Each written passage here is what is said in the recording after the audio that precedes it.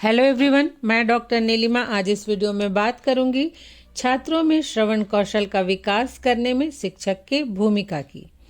Topic पर चर्चा करने से पहले यदि आप बीएड के सिलेबस का हिंदी ट्रांसलेशन चाहते हैं या फिर बीएड के कोर्स 1, 2, 3, 5, 9, 10 और 7A बी के नोट्स चाहते हैं तो डिस्क्रिप्शन बॉक्स में उससे संबंधित वीडियो के लिंक दिए हुए हैं, आप वहां जाकर देख सकते हैं।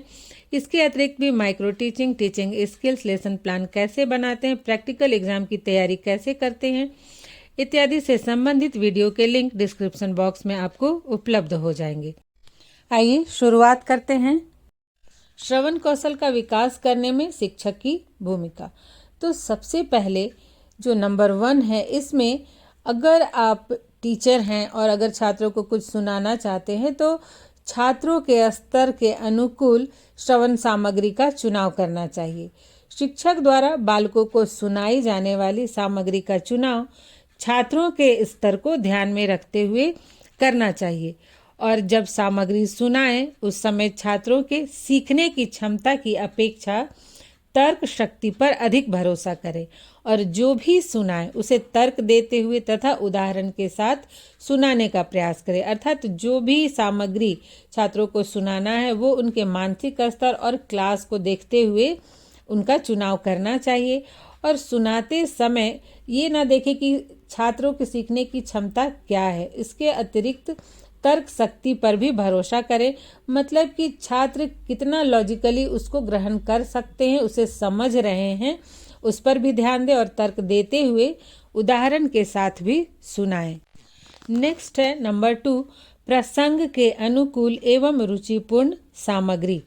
तो शिक्षक जब भी छात्रों के सामने श्रवण सामग्री प्रस्तुत करें तो वे जो भी पाठ पढ़ा रहे हैं या फिर जो भी विषय सुनाना चाहते हैं, जो शिक्षा देना चाहते, ज्ञान देना चाहते हैं, वह प्रसंग के अनुकूल हो तथा सामग्री को प्रस्तुत करते समय छात्रों की रुचि को भी ध्यान में रखा जाए। मतलब जो टॉपिक पढ़ा रहे हैं उससे संबंधित ही सामग्री हो। ऐसा नहीं कि अगर सामग्री नहीं उपलब्ध हुआ तो कुछ भी उठाकर ले आए और साथ ही छात्रों की रुचि को भी ध्यान में रखें कि वो सुनने में रुचि ले रही या नहीं, या सामग्री उनकी रुचि के अनुसार ही हो।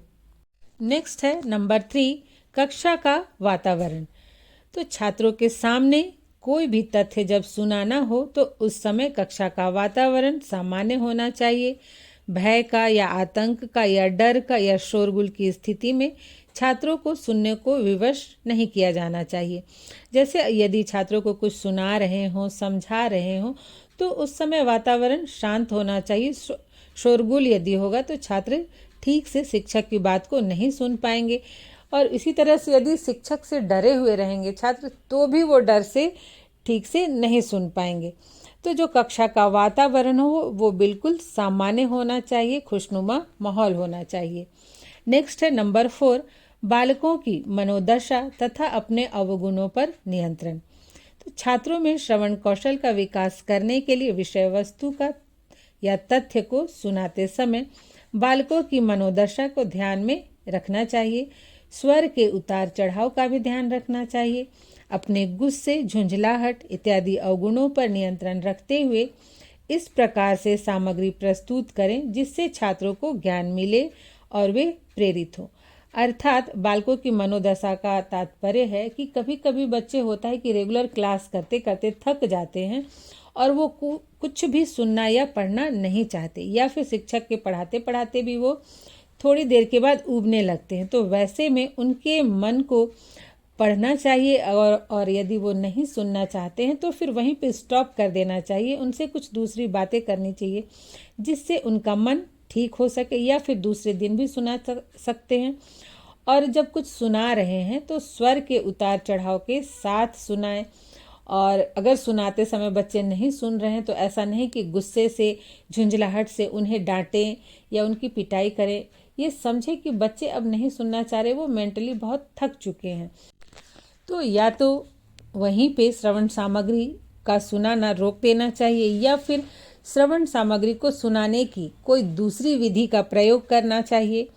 तो इस तरह से अपने अवगुणों पर भी नियंत्रण रखें और बालकों की मनोदशा का भी ध्यान रखें तभी छात्र सुनेंगे, समझेंगे, वो ग्रहण करेंगे और सीखने को भी प्रेरित होंगे।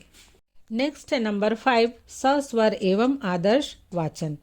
सस्वर का अर्थ है कि जैसे बच्चों को अगर कोई पोयम सिखाना होता है या फिर कोई कहानी सिखानी होती है तो क्या होता है, टीचर पहले बोलते हैं और पीछे पीछे बच्चे उसे दोहराते हैं। और आदर्श वाचन मतलब पढ़ के सुनाते हैं कि किस तरह से पढ़ना चाहिए, स्वर के उतार चढ़ाव, भाव, लय के अनुसार या फिर शुद्धता को ध्यान में रखते हुए शिक्षक आदर्श वाचन करके बच्चों को बताते हैं। तो छात्रों के सामने शिक्षक को सस्वर वाचन, आदर्श वाचन तथा प्रसंग के अनुसार विषय वस्तु को भाव भंगिमा के अनुसार बोलकर सुनाना चाहिए।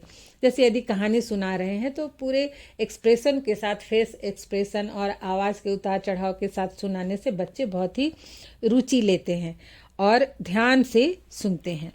नेक्स्ट है नंबर 6, श्रवण सामग्री की मात्रा। तो छात्रों के सामने जो भी कहानी या कविता या श्रवण सामग्री प्रस्तुत किया जाए वह आवश्यकता से अधिक ना हो। जैसे यदि कविता पढ़ा रहे हैं तब तो कविता को एक दिन में या एक कक्षा में ही पढ़ाया जा सकता है, लेकिन यदि कहानी बताई जा रही हो तो एक ही दिन में उसे समाप्त करने की जल्दी नहीं करनी चाहिए। पहले छात्रों को सारांश के रूप में कहानी बताना चाहिए, फिर उसके कठिन शब्दों को बताएं, शब्द अर्थ को बताएं, उसके पात्रों को बताएं और तब फिर कहानी बताएं। तो इस तरह से छात्र पढ़ने में, सुनने में रुचि लेते हैं। तो श्रवण सामग्री जो है वो बहुत अधिक मात्रा में ना हो, क्योंकि बहुत देर तक कोई भी कुछ भी सुनना नहीं चाहता है, अपने अटेंशन को एक जगह नहीं रख सकता है। नेक्स्ट जो है नंबर 7, तर्क संगत प्रश्न पूछना। छात्रों के सामने श्रवण सामग्री प्रस्तुत करते समय विषय वस्तु से संबंधित तर्क संगत प्रश्न करना चाहिए कि ये क्या है, क्यों है, कैसे हुआ, जिससे छात्र विषय वस्तु के अर्थ को समझें और उन्हें उसका समुचित ज्ञान भी प्राप्त हो सके। केवल सुना कर छोड़ देने से छात्र उसे बहुत ही जल्द भूल भी जाएंगे। नेक्स्ट है नंबर 8, पाठ्य सहगामी गतिविधियों का प्रयोग। छात्रों में श्रवण कौशल का विकास करने हेतु पाठ्य सहगामी गतिविधियों का प्रयोग भी किया जा सकता है। खेल खेल में छात्र किसी विषय वस्तु को सुनने, सीखने और समझने में अत्यधिक रुचि लेते हैं, इसलिए इसमें आप टीचिंग एड्स का भी प्रयोग कर सकते हैं। जैसे टीवी दिखा सकते हैं, अगर कोई कहानी बता रहे हो तो, कविता बता रहे हैं तो भी उससे रिलेटेड आप टीवी पर दिखा सकते हैं कार्यक्रम। नेक्स्ट है स्थानीय भाषा का प्रयोग। शिक्षक छात्रों को जो भी विषय वस्तु सुनाना चाहते हैं, यदि उसमें स्थानीय भाषा का प्रयोग करें तो छात्र शब्दों के भाव एवं अर्थ को बहुत ही अच्छे तरीके से समझ सकते हैं, और जब वह शब्दों को सुनकर उनके भाव और अर्थों को समझेंगे तब उनमें श्रवण कौशल विकसित होगी। जैसे बच्चे जब स्कूल में आते हैं तो विभिन्न क्षेत्रों से आते हैं, उनकी मातृभाषा में अंतर हो सकता है, तो जब वो विद्यालय में आते हैं तो बहुत सारे शब्दों के वो अर्थ नहीं समझते, इसलिए वो सुनना नहीं चाहते। जब समझ में ही नहीं आएगा तो कौन सुनना चाहेगा। ऐसे बड़े होने पर भी बच्चे जो है, मान लीजिए इंग्लिश मीडियम के, तो बहुत सारे हिंदी जो वर्ड होते हैं उनके अर्थ उन्हें समझ में नहीं आते, या हिंदी मीडियम के ही बच्चे तो बहुत सारे इंग्लिश वर्ड है जिसके अर्थ वो नहीं समझ पाते। तो इस तरह से अगर स्थानीय भाषा का प्रयोग किया जाए कुछ जो कठिन शब्द है उसको समझाने में, तब छात्र बहुत ही अच्छे तरीके से समझ जाएंगे। जैसे मान लीजिए यदि बच्चे को कलर पढ़ाया जा रहा हो और उसमें कहें कि ये सफ़ेद कलर है, तो वो सफ़ेद का मतलब नहीं समझ पा रहा है, लेकिन स्थानीय भाषा में सफ़ेद को चरका बोला जाता है, तो वहीं एक उसका दोस्त बताता है अरे सफ़ेद नहीं चरका, तो बच्चा तुरंत समझ जाएगा। तो इस तरह से बहुत सारे ऐसे वर्ड हैं, शब्द हैं जो कि बच्चे हिंदी या इंग्लिश में नहीं समझ पाते हैं, तो वहाँ पे स्थानीय भाषा का प्रयोग करना चाहिए जिससे कि बच्चे उसके भाव, उसके अर्थ को ग्रहण कर सकें। नेक्स्ट है नंबर 10, अभ्यास। तो कौशल चाहे वो किसी भी तरह का हो, हम जितनी बार उसका अभ्यास करेंगे उसका ज्ञान उतना ही अधिक दृढ़ होता जाएगा। इसलिए शिक्षक यदि छात्रों को श्रवण कौशल में कुशल या निपुण बनाना चाहते हैं तो उन्हें विषय वस्तु का बार बार अभ्यास कराना चाहिए। नेक्स्ट है number 11, radio, TV, gramophone, tape recorder, projector का प्रयोग। शिक्षक द्वारा श्रवण कौशल का विकास करने के क्रम में radio, gramophone, tape recorder, projector, TV इत्यादि का प्रयोग करना चाहिए तथा विषय वस्तु से संबंधित फिल्म, गाने छात्रों को दिखाना एवं सुनाना चाहिए।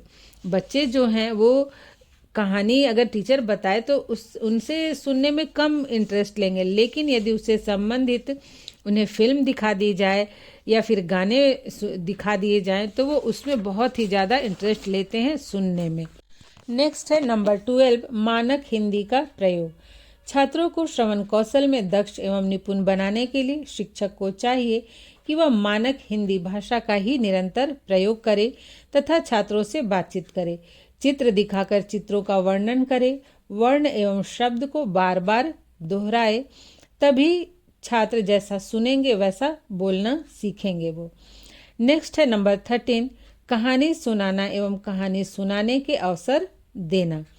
शिक्षक द्वारा छात्रों को कहानी सुनाया जाना चाहिए तथा छात्रों को भी कहानी सुनाने के अवसर देने चाहिए।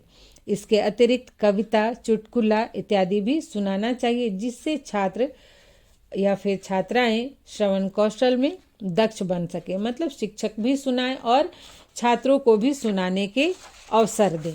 और अंत में है नंबर 14, मात्राओं एवं शब्दों के उच्चारण का उचित ज्ञान देना।